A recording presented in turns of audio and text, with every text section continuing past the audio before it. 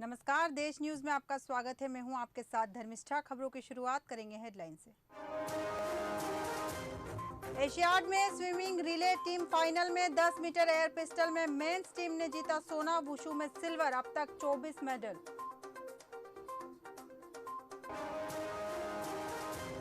अमेरिकी विदेश मंत्री से मिलेंगे एस जयशंकर। मुलाकात से पहले यूएस बोला, कनाडा विवाद पर हमारा रुख साफ, भारत जांच में सहयोग करे।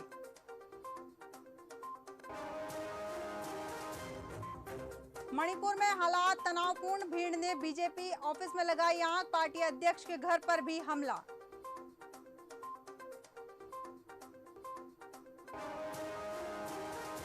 पंजाब में कांग्रेस एमएलए सुखपाल खेरा अरेस्ट, जलालाबाद लेकर पहुंची पुलिस। कांग्रेस ने किया प्रदर्शन, 8 साल पुराने ड्रग तस्करी केस में चंडीगढ़ से पकड़ा।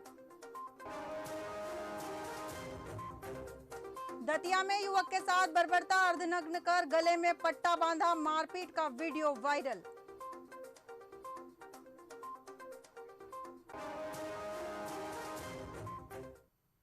अब खबरें विस्तार से। मध्य प्रदेश के उज्जैन में 12 साल की बच्ची से दरिंदगी के मामले में एक आरोपी को गिरफ्तार किया गया है।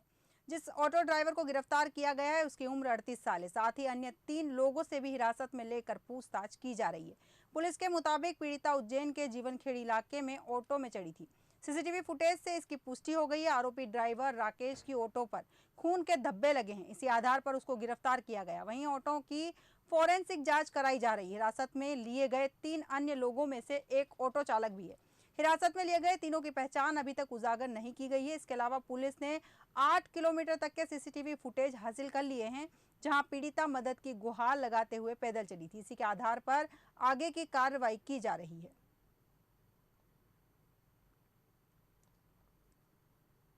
मणिपुर में जुलाई से लापता 2 मैतेई स्टूडेंट्स की डेड बॉडीज की तस्वीरें सामने आने के बाद फिर हिंसा भड़क गई। बुधवार को राजधानी इम्फाल समेत कई जगहों पर प्रदर्शनकारियों और सुरक्षा बलों के बीच हिंसक झड़प हुई। बुधवार को प्रदर्शनकारियों ने थोबुल जिले में बीजेपी ऑफिस में भी आग लगा दी।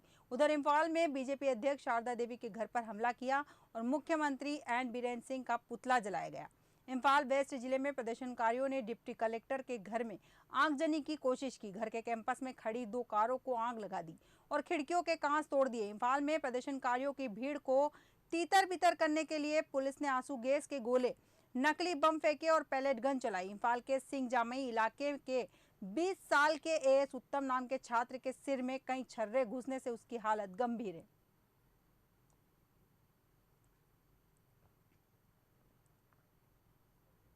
पंजाब में कपूरथला के भूलथ से कांग्रेस विधायक सुखपाल सिंह खेरा को गुरुवार सुबह 6:30 बजे चंडीगढ़ से गिरफ्तार कर लिया गया।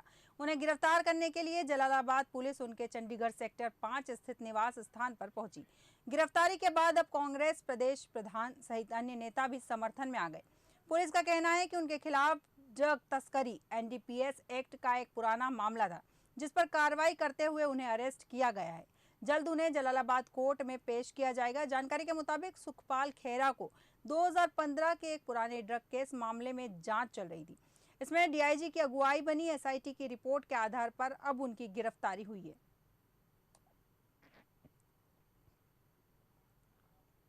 देश की राजधानी दिल्ली में फ्लाईओवर की दीवारों पर खालिस्तानी नारे लिखने के मामले में बड़ी कार्रवाई हुई है। दिल्ली पुलिस ने इस मामले में एक प्राथमिकी दर्ज की है। सूत्रों के मुताबिक बीती रात को खालिस्तान के समर्थन में नारे लिखे गए थे, जिसे पुलिस ने जांच के बाद स्प्रे पेन से नारों को मिटा दिया। आरोपियों ने उत्तरी दिल्ली और उत्तर पूर्वी दिल्ली और कुछ अन्य इलाकों को जोड़ने वाले कश्मीरी गेट फ्लाईओवर पर दिल्ली बनेगा और खालिस्तान जिंदाबाद एफएसजे जैसे नारे लिखे। पुलिस इस मामले में पूरी गहनता से जांच कर रही है।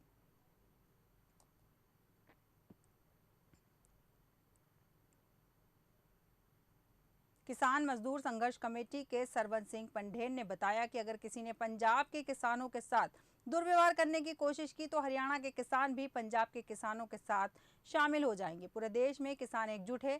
मोगा में भी किसान रेल ट्रैक पर बैठ गए। मोगा स्टेशन पर फिरोजपुर लुधियाना एक्सप्रेस को रोका गया। किसान मजदूर संघर्ष कमेटी के जिला अध्यक्ष गुरदेव सिंह शाहवाला की अध्यक्षता में 25 से 30 किसानों ने रेलवे लाइनों में बैठकर प्रदर्शन किया। इसके बाद एसएसपी मोगा ने किसानों से बातचीत करके रेल लाइन को खाली करवाया और ट्रेन को रवाना किया।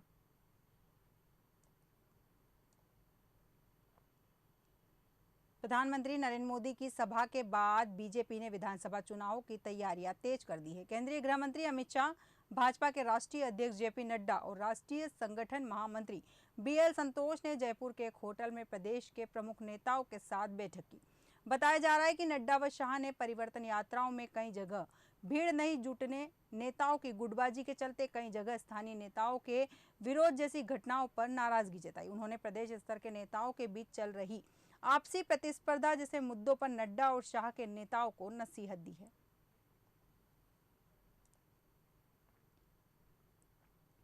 कांग्रेस के राष्ट्रीय अध्यक्ष मल्लिकार्जुन खड़गे का बलौदा बाजार में आयोजित कृषक सहक्रमिक सम्मेलन में पारंपरिक पंथी नृत्य से स्वागत किया गया। खड़गे का यह 21 दिन में दूसरा और अध्यक्ष बनने के बाद चौथा दौरा है। खड़गे ने मुख्यमंत्री निर्माण श्रमिक पेंशन सहायता योजना का शुभारंभ करने के साथ 266 करोड़ से ज्यादा के विकास कार्यों का लोकार्पण और भूमि पूजन किया। इसके अलावा राजीव गांधी किसान न्याय योजना, राजीव गांधी भूमिहीन कृषि मजदूर न्याय योजना के हितग्राहियों के खाते में राशि ट्रांसफर की।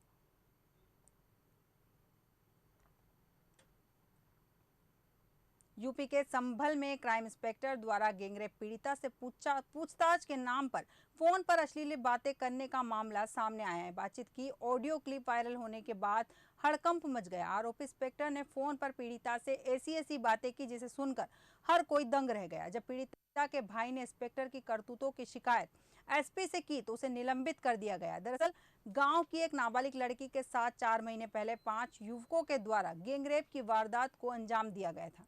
लड़की के साथ गैंगरेप की घटना के बाद सदमे में उसकी दादी और पिता की मौत हो गई थी। मामले में पुलिस ने गैंगरेप का मुकदमा दर्ज कर घटना की जांच शुरू की। जांच की कमान गुन्नौर कोतवाली में तैनात इंस्पेक्टर क्राइम अशोक कुमार को दी गई। इसी दौरान इंस्पेक्टर अशोक कुमार ने गैंगरेप पीड़िता से फोन पर जांच पड़ताल करने के नाम पर शर्मनाक बातचीत कर डाली।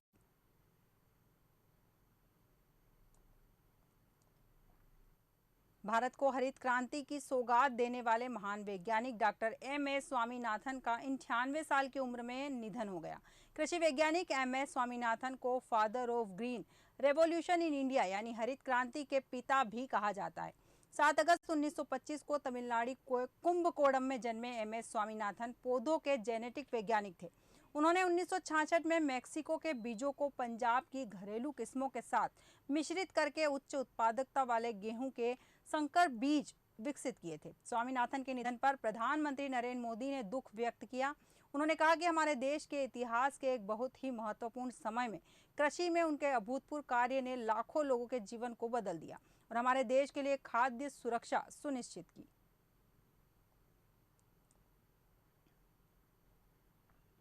मथुरा में हुए ट्रेन हादसे में इंजन के अंदर का सीसीटीवी सामने आया है। वीडियो में दिख रहा है कि किस तरह ट्रेन प्लेटफॉर्म को तोड़ते हुए आगे बढ़ी।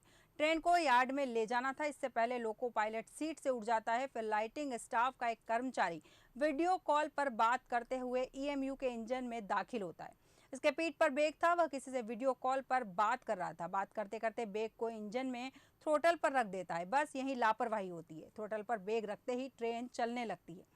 प्लेटफॉर्म नंबर 2 को तोड़ते हुए 30 मीटर ऊपर चढ़ जाती है। फिर बिजली के पोल से टकराकर रुकती है। इस दौरान प्लेटफॉर्म पर मौजूद यात्रियों में भगदड़ मच जाती है। थ्रोटल इंजन में एक्सीलेटर का काम करता है। इसी से रफ्तार को घटाते और बढ़ाते हैं।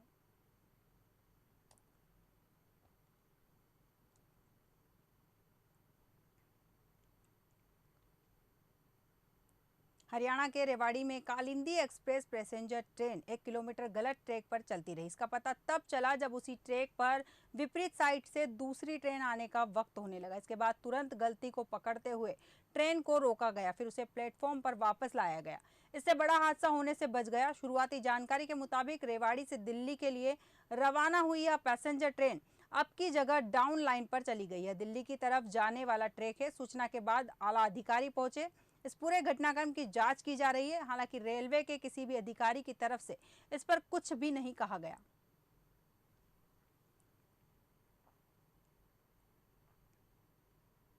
खबरों में फिलहाल इतना ही। आप बने रहिए देश न्यूज के साथ। नमस्कार।